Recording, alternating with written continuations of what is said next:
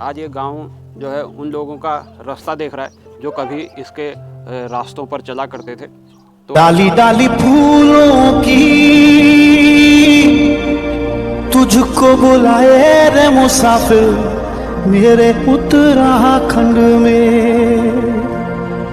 बादलों की ओढ़ के ओढ़नी वादियां गीत सुनाए मीठे मीठे। हरिओम बोल। हरिओम हरिओम हरिओम। ये देखो, ये हमारी सुल्ला दीदी है, हमारे गांव की हल्ला दीदी। इसके बिना गांव सुनसान रहता है। हाँ, ये तो कोई नहीं रहता है। हाँ। इसके बिना गांव खाली खाली लगता है। ये देखो, ये है गौशाला। ये ऊपर है गांव।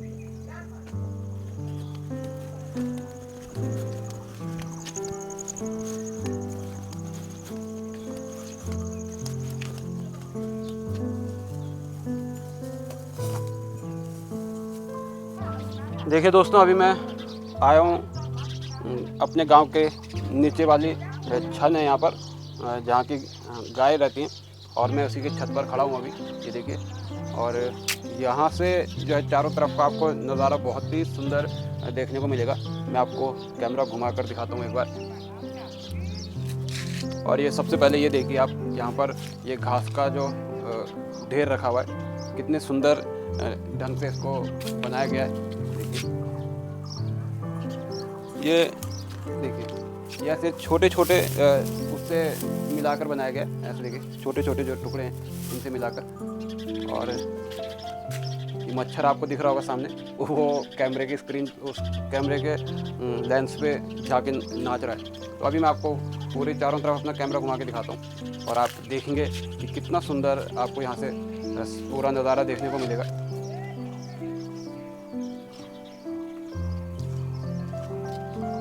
ये यहाँ से देखिए गांव शुरू हो गया, और यहाँ से देखिए पीछे मेरे देखेंगे आप घर हैं, और ऊपर गांव।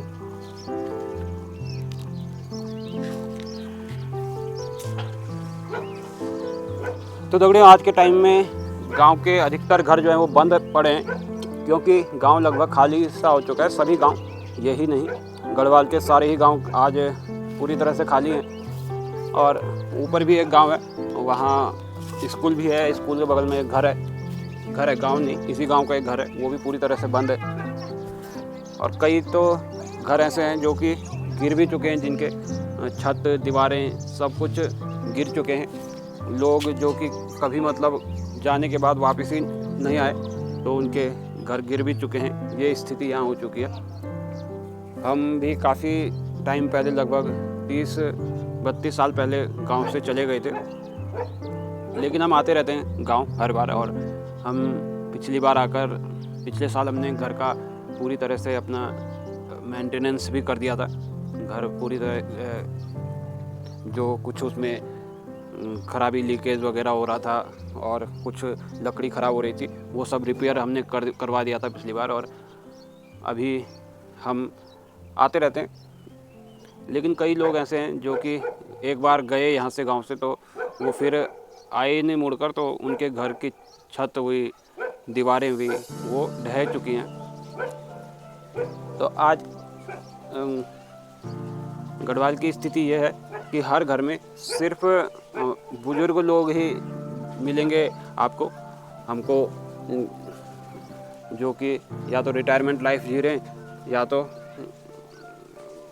उनको बाहर का जो वातावरण है वो सूट नहीं करता है। वही कुछ बुजुर्ग लोग, दादा दादी आपको गांव में मिलेंगे।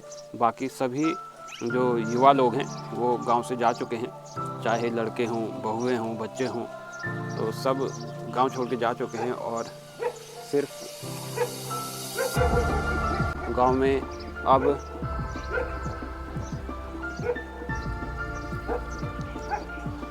और गांव छोड़ने के कई कारण हैं, क्योंकि ये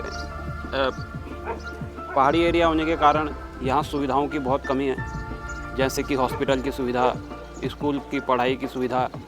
चलिए, पढ़ाई तो फिर भी सरकारी स्कूल है गांव के नज़दीक में, लेकिन कभी भी किसी के साथ कुछ भी घटना घट सकती है तो उसके लिए हॉस्पिटल की सुविधा नहीं है। और दूसरा, रोड यहाँ गांव से इतना दूर रोड है कि मान लीजिए किसी के साथ कुछ हो गया तो गाड़ी तक जाते जाते ही जो है कुछ भी हो सकता है।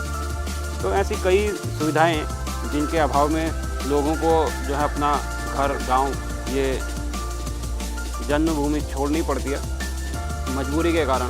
कोई इसे शौक़ से नहीं छोड़ता है, कोई नहीं चाहता कि अपना घर बार छोड़कर कहीं बाहर जाए, लेकिन ये कुछ ऐसी चीज़ें होती हैं जो विवश कर देती हैं इंसान को।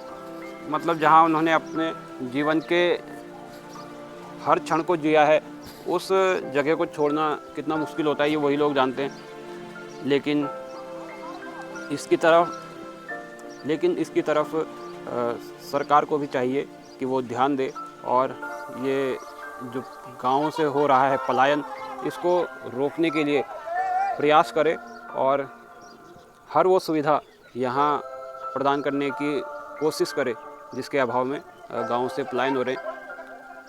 और आजकल तो पलायन का कारण जो है जो कई जो है लड़कियों की डिमांड है, वो भी आजकल पलायन का कारण बन चुकी है कि लड़कों को जो है, जो गांव में रहने वाले लड़के हैं, उनको बेचारों की शादियाँ ही नहीं हो पाती हैं, क्योंकि लड़की की पहली डिमांड यही होती है कि लड़का बाहर होना चाहिए, लड़के का बाहर मकान होना चाहिए, लड़के का बाहर प्लॉट होना चाहिए।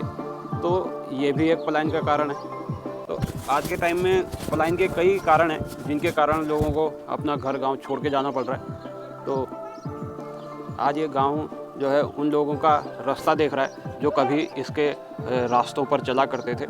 तो इसी पलायन पर मैंने एक छोटा सा गाना भी तैयार किया है, गढ़वाली गीत। उसको मैं डालूँगा चैनल में, और उसको मैंने डाला भी था, तो उस पर अभी कोई इतना मेरे को भी उसमें कुछ कमी लगी तो सुधार करके मैं फिर से उसको डालूँगा, अपलोड करूँगा उस गीत को, और ज़रूर आप लोग सुनिएगा उससे।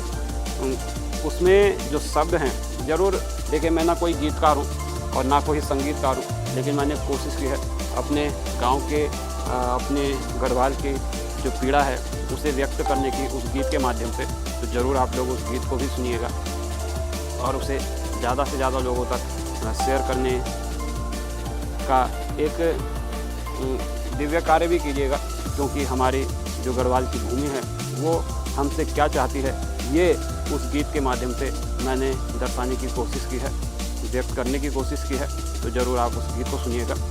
बाकी मैं ये सभी से विनती करूँगा कि आप कहीं भी रहें, लेकिन अपनी मातृभूमि से, अपनी जन्मभूमि से, अपनी इस देवभूमि से जुड़े रहें, निरंतर इसकी सुध लेते रहें। आप बाहर चले गए तो बाहर के ही होके ना रहें। कई लोग ऐसे हमको मिलते हैं जो गांव छोड़कर तो चले गए, लेकिन वो अब मतलब अपनी भाषा बोलने से भी शर्माते, क्या उनको आती ही नहीं है। कई लोग मिलते हैं हमको बाहर, हम को शहर में रहते हो गए 30-32 साल, लेकिन कई लोग हमको मिलते हैं वहाँ तो उन्हें अपनी भाषा ही नहीं आती है, गढ़वाली भाषा बोलनी नहीं आती, समझ में भी नहीं आती कईयों को। तो कई मतलब कहने को तो वो गढ़वाली पहाड़ी हैं, लेकिन उन्हें अपनी भाषा समझ में नहीं आती है। तो इतना भी हम अपनी संस्कृति से और अपनी पहचान से दूर ना हो जाएं कि हमारी खुद की पहचान ही मिट जाए। तो आज की वीडियो में इतना ही, मिलते हैं आपसे अगली वीडियो में। तब तक के लिए जय उत्तराखंड, जय देवभूमि।